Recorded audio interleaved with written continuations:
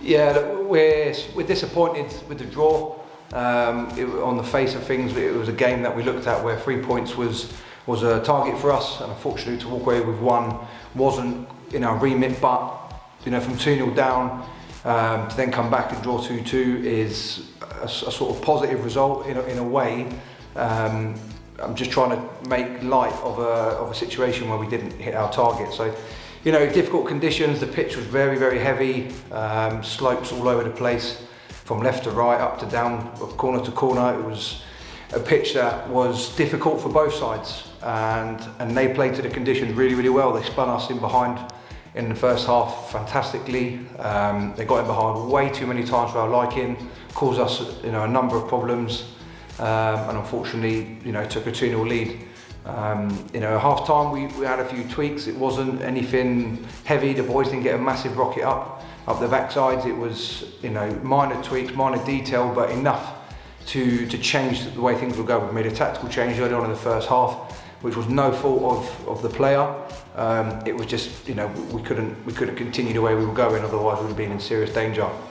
And then in the second half, Kelvin gets 2 goals, potentially a third, when he rockets that free kick off the crossbar. And look, if that game went on for another 5-10 minutes, there was only one winner. It was going to be us. Problem is, we seem to be having to fight back instead of taking the leads, and we can't allow us to keep being that team that has to come back all the time, has to be the ones to get back into the game, has to be the ones that have to fight. We want to be the ones that take control, we want to be the ones that take leads, commanding leads, and make the opposition do the work. So yeah, we can't rely on referees adding 5-10 minutes on. It's now a case of, well, we've got to start taking control of our own destiny and taking them 3 points.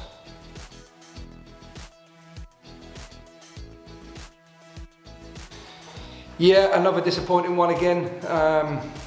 Again, it's sort of another difficult pitch uphill in the first half.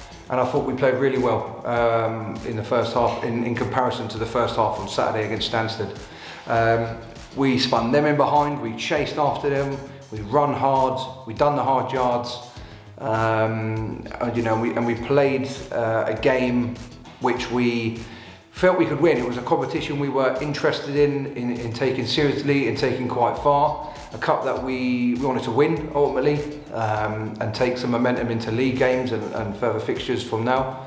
Unfortunately, it wasn't to be. Again, second half goal, ball in the box, and they got to it just before we did. We've got to be stronger in our defensive boxes. We've got to win cleaner headers, cleaner contacts. Not allow teams, like I said previously, not allow teams to take the game to us. We thought from half time we were quite positive after the first half performance. A little bit disappointed that we didn't take that first half into the second half and be the team that come away with the win. So it ended in a little bit of a disappointment. We felt that it's a game we could have won. We looked at it again as a game we could have won. We marked that one as a starting point again. Unfortunately, it wasn't to be. So we were positive. It was a much better performance in compared to the last couple we've had. Albeit again, come away with nothing. But there's strides towards future movements.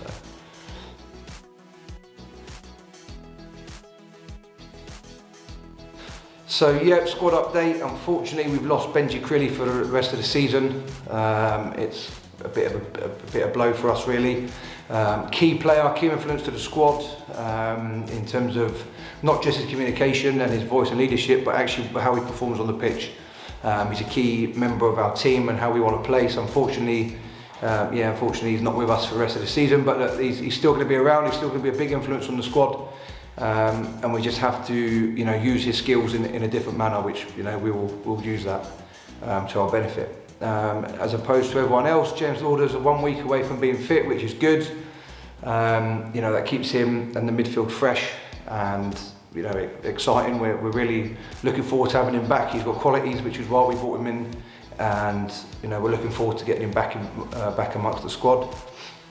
As opposed to some others, Luke Dunstan potentially not far away, which is a massive bonus for us. He's again another key member of the team. We've missed having him, but he's done the right thing and he's rested, and hopefully comes back, successfully and hopefully pain-free. which is good. As for the rest, Will McLennan's not too far away again. He's another one who's been a crucial part but been missing. Danny Webb shouldn't be far away. Ethan's suspension's now been completed, so he shall be back. So you look at Tuesday, you're missing 8+ key members of the team. Carl Davison-Gordon out for a long time as well. So you're looking at key members. Ezra Ford, who's been carrying a knock ever since he joined us.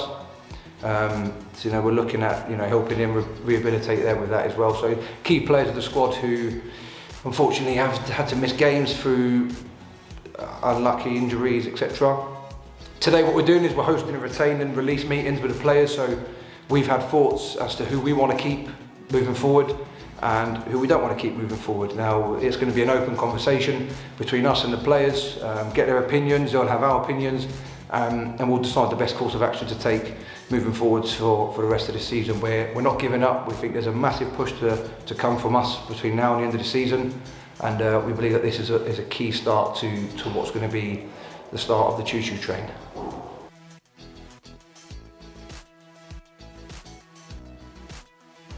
Yep, so looking forward to playing Real Bedford Saturday in the Cup. Rearranged fixture again, although it's looking likely that this might have to be rearranged again. The forecast isn't great, it's absolutely hammering it down tonight. Looks like it's going to be hammering it down all night and tomorrow, so I don't know, it remains to be seen what happens. I'm assuming there'll be a pitch inspection at the weekend, but look, if we can get the game on, that's fantastic. And what we shall be doing is we're looking forward to hosting them, bringing lots of energy, hustle and bustle. They're top of the league for a reason, they're a decent side.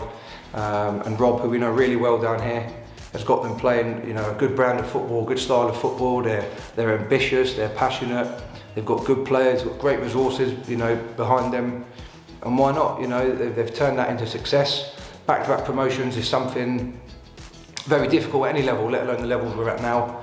So fair play, they're fighting up against it, and they're going to push all the way, and they're going to give us a good game, and I feel it might be something that we need. We tend to I wouldn't say turn up, but we tend to be a bit more electric against the bigger sides, and they'll be in for a test. Now, that we haven't obviously been in fantastic form, but what we will be is we'll be intense, we'll be robust, we'll be hard working, we'll be energetic, and we'll give them a great game. Now, obviously, this weekend is marred by unfortunate events that happened 2 years ago, losing a key member of our family in Aaron Bateman, who unfortunately in circumstances lost his life. He was a great lad. I know him obviously really well from my time here, and Joe and Dirk, all the players, want to send their well wishes to Ian, Charlotte and the family in regards to Aaron, and we look forward to hopefully a good result in Aaron's memory, getting a good round of applause in for him before the game, and just having a good little catch up with Ian and the family, and speak of Aaron's life in a positive way, and share some of them memories and happiness to the wider world. And we wish Ian and Charlotte all the best at the weekend, and in memory of Aaron, we'll give them a great performance.